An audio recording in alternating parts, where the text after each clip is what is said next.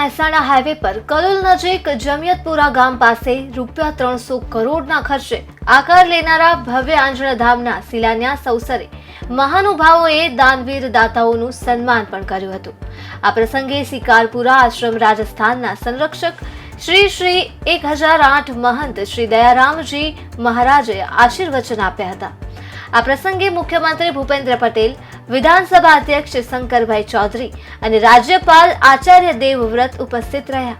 આ પ્રસંગે ઉપસ્થિત સંતો અને મહાનુભાવોના હસ્તે સોનાની શિલા ઈંટનું શાસ્ત્રોક્ત વિધિથી પૂજન મંત્રોચ્ચાર કરીને આંજણાધામ ભવનનો શિલાન્યાસ કર્યો હતો।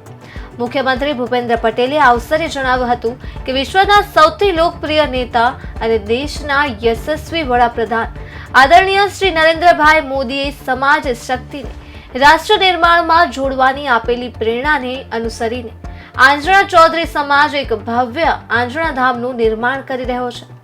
સમાજની ભાવિ પેઢીના ઉમદા ઘડતરના આ સેવા કાર્યમાં સહભાગી થવાની મને મળેલી તક એ મારું સૌભાગ્ય છે।